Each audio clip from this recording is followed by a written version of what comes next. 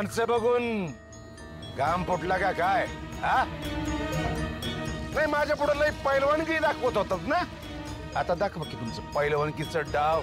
नाही आम्ही सगळे मिळून तुम्हाला चितपट केला तर विचारा की, माझं पैसे लुबाडले ते लुबाडलं आणि बरं माझ्या पुरीला त्रास देताय वय? हा आज तुम्हाला सुट्टी नसती. सुभाष तात्याच्या मुलीला सून म्हणून मान द्यायचा, नाहीतर बऱ्या बोलात त्यांचं पैसे परत द्यायचं, कळलं का? आता काही कुठं ना केला तर हिथंच तुमची तिरडी बांधू.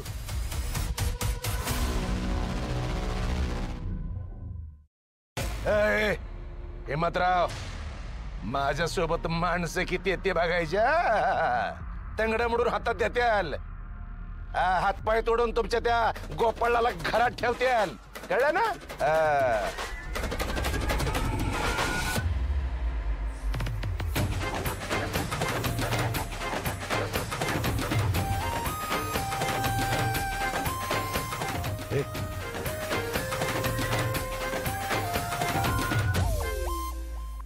उभा आडवा हिथंच चिरेन तुला.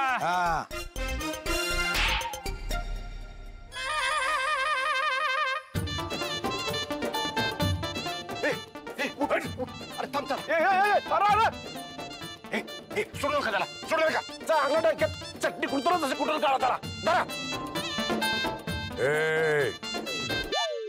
हे आमच्या दोघांचं मॅटर आहे, त्याच्यात तुमचं काय काम? हा आणि आमच्या भांडणात तुमच्या हाडांचा चुरा व्हावा काय चांगलं वाटेल का? चला रे, कुठे जाऊ नका. अरे असं हातवर करून जाऊ नका.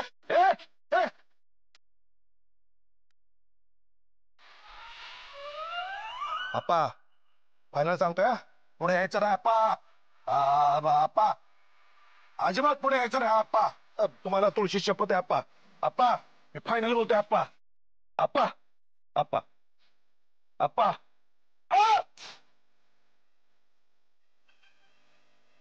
बसराव, तुम्हाला जे काय करायचं होतं झालं करून, झालं मनासारखं. आता थोडा राग शांत कर. आज चला बसून बोलूयात आपण शांतपणे. नाही हात नको आप्पा, आधीच हाडा खिळखिळी धरत माझी खुळखुळीगत वाचायला. मारत नाही मारत. चला चला आप्पा. चला सुभाषराव, चला या. आई आलेत, काहीतरी गोडाधोडाचं करा की. नाही काही नको मला, खायचं तर राहू द्या, पण मी पुरीच्या घरचं पाणी बी पित नाही. फुलाताई राहू दे की, पाहुणे नाही म्हणताय. असं कसं, चहा तरी ठेवा की. हा वळ ग फुलाताई, ठेवू का चहा? मी ठेवते. कर.